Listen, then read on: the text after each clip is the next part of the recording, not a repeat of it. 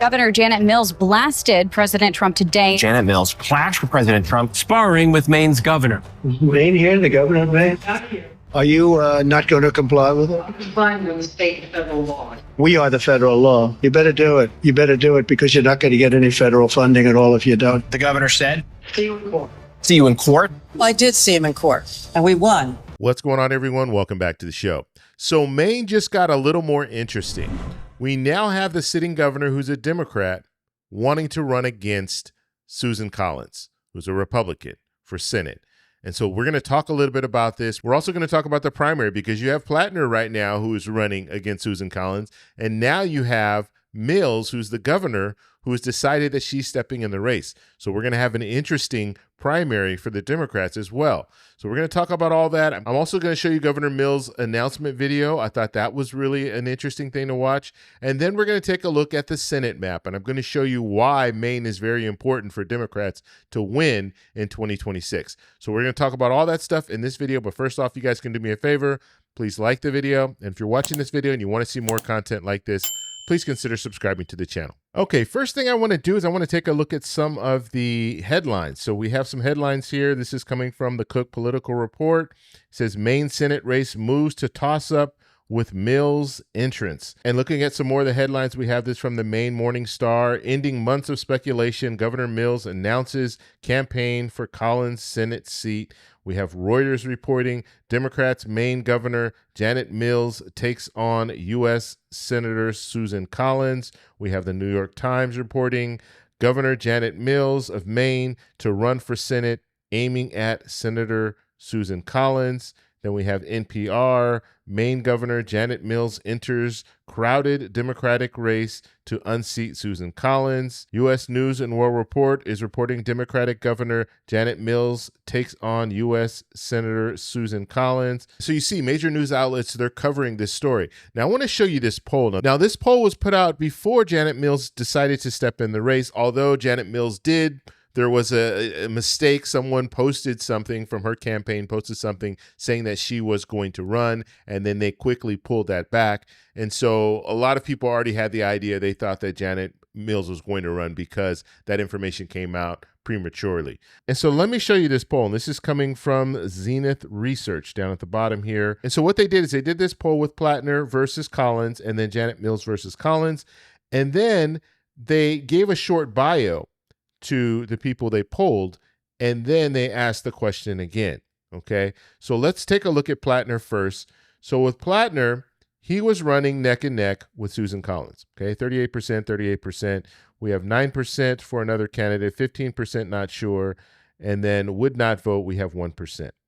Okay, so looking at Janet Mills was at 42%, Collins was at 37%, and another candidate was 9%, not sure was 12%, and then would not vote was 1%.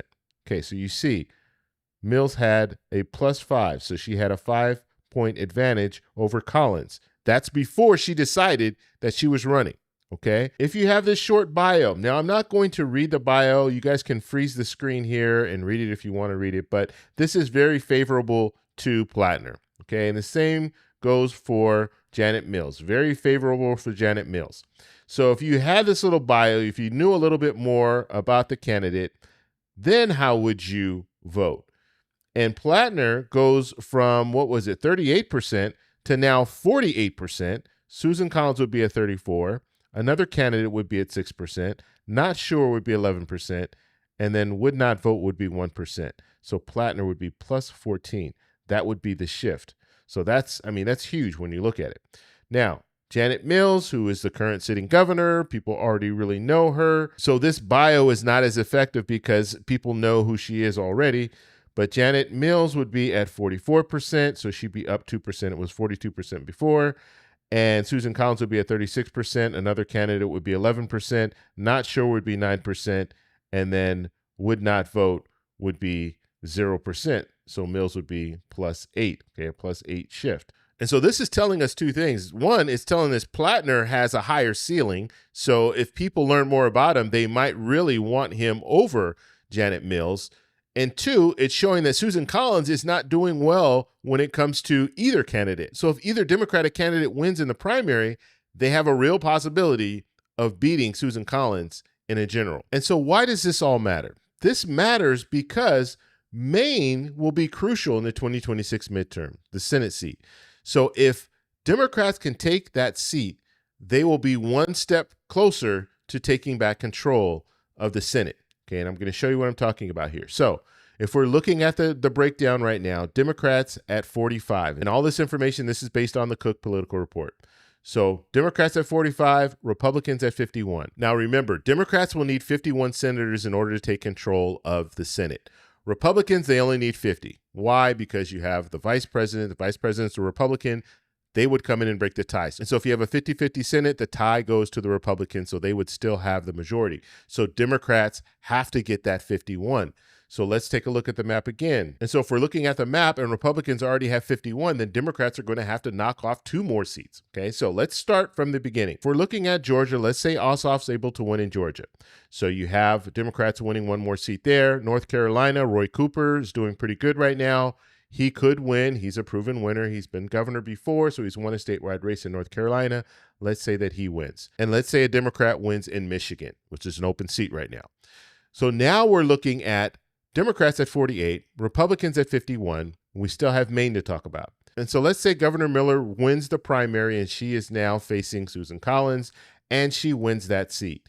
Now we're looking at Democrats at 49, Republicans at 51. Now, Democrats still have a problem, right? Because Democrats have 49, Republicans have 51. Democrats still need 2 more seats. And so they're going to have to flip 2 Republican seats. That's why I'm saying this is going to be very, very hard. So 2 more Republican seats from different states. So let's go ahead and take a look at the map one more time. And so looking at the map again, where are Republicans weakest? Okay, and we're just saying weakest, and I'm not saying that they're going to lose in these states, but where do Democrats have the best opportunity to win? So if we're looking at Ohio, Democrats have an opportunity to win in Ohio because you have Sherrod Brown running, and Sherrod Brown was a former senator in Ohio, so he knows how to win in Ohio, even though he lost his last election, and that's the reason why he's running again in Ohio. But he does have the capability of winning. And then when we look at Iowa, Iowa's now an open seat. Why is it an open seat? Because Senator Ernst has decided that she's going to retire. And so she's opened that seat up. And so now you have Democrats and Republicans scrambling to try to find their candidate. So we don't know who that candidate's going to be, but once we find out who that candidate is, we'll have a better idea of who could potentially win in Iowa. Now, both Ohio and Iowa, they're Republican seats. Okay, so they lean for Republicans. So Republicans have the advantage, but because in Iowa it's an open seat, that opens up possibilities for Democrats to win. And now let's take a look at Texas. In Texas, we have a new face. We have Tallarico. Pastor, he wants to run for senator. And he's picking up a lot of steam right now, mainly amongst younger voters. And so we'll have to see what that impact looks like. And then you also have other people, Beto O'Rourke, who hasn't announced if he's running or not. You have Allred that's running as well. And so in Texas, there still is a possibility. And you have the current senator, Senator Cornyn, right now, he's struggling in a Republican primary. So even Republicans aren't sure who they want to represent them in Texas. So we'll have to see what happens there. And then we have Nebraska. You have an independent running in Nebraska. Now, if that independent were to win and he decided that he wanted to caucus with the Democrats, well, guess what? That would give Democrats 1 more seat and they would take the majority. So let me show you what I'm talking about here. So we need 2 seats, right? So let's just say, and we're just going to put some numbers in here, Ohio. Let's say Sherrod Brown is able to win in Ohio. So he wins in Ohio. And now you're at 50-50. And as I stated, Republicans still have the advantage if you have 50-50 because they have the vice president. And so let's say one of these other 3 states that I talked about flips. So let's say it's Iowa. Iowa flips. Now you're at 51. So Democrats have the advantage. So that's all they would need to do. And so although this is not an easy task for Democrats, it's still a possibility. Okay, these states that I talked about, they're likely going to go for a Republican, but we have a lot of time left. We have a year left before the election. And so we could see a lot of changes when it comes to our economy and things like that. So if our economy right now, I would say most people would say our economy is not doing that well. Most people would say that prices haven't come down with groceries and things like that. So most people are not happy with the current state. And I haven't even gotten into farming. We have a lot of farming states that you might see some of these farmers retaliate against what President Trump is doing when it comes to tariffs and vote against that senator that's a Republican because of that, because that senator supported Trump, and now we're looking at tariffs, and a lot of these farmers are facing bankruptcy as a result of that. Now, even if they get a bailout, they're still going to be upset because a bailout is just keeping them afloat. It's not getting them more business. What they want is more business. They want China back. They want to be able to sell their soybeans. They want customers. And so will we see some pushback from farmers? And a lot of these farmers are in these red states, and that's why I'm mentioning them. Okay, so now I want to show you Janet Mills, her announcement. So this is pretty creative. Let me show you. Here we go. Governor Janet Mills blasted President Trump today. Janet Mills clashed with President Trump, sparring with Maine's governor. Maine here, the governor of Maine. Not here. Are you not going to comply with it? Complying with state and federal laws. We are the federal law. You better do it. You better do it because you're not going to get any federal funding at all if you don't. The governor said, See you in court. see you in court. I did see him in court, and we won. Federal judge ordered the Trump administration to unfreeze federal funds for the state of Maine. You know, my father was a seventh-generation Mainer who stood up for people who couldn't stand up for themselves. And when I was little, he told me, you can't let bullies have their way or they'll never stop. So I heard my father's voice when the bullies in power said a woman couldn't be a prosecutor or an attorney general or a governor. So I fought back, and I won. And yes, it was my father's voice I heard that February morning when the President of the United States confronted me. We stood up to Trump and stopped him from cutting the school lunch program for Maine kids. But there are too many politicians in Washington, including Susan Collins, Susan Collins, we want to thank. who've forgotten their principles and let bullies like Trump have their way. And it's hurting Maine people. I've never backed down from a bully, and I never will. Honestly, if this president and this Congress were doing things that were even remotely acceptable, I wouldn't be running for the U.S. Senate.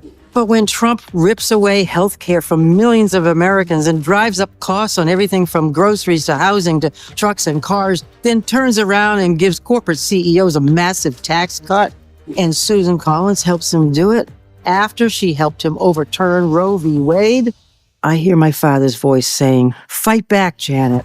I won't sit idly by while Maine people suffer and politicians like Susan Collins bend a knee as if this were normal. My life's work has prepared me for this fight, and I'm ready to win. This election will be a simple choice. Is Maine going to bow down or stand up? I know my answer. Okay, so what do you guys think? Let me know in the comments below. But you see her theme there is stand up, and the criticism that Susan Collins has been getting for several years now is she's not standing up to the president. And so we'll have to see if that's effective. I want to know what you guys think, so let me know in the comments below. If you like this video, please give me a thumbs up. Please subscribe for more, and I'll talk to you in the next one. Bye. So that's all we have for this video. Make sure if you guys want to send me an email, you can do that, david@thetecshow.com. Like the video, subscribe for more, and check out these videos over here for some more great content. Talk to you later. Bye.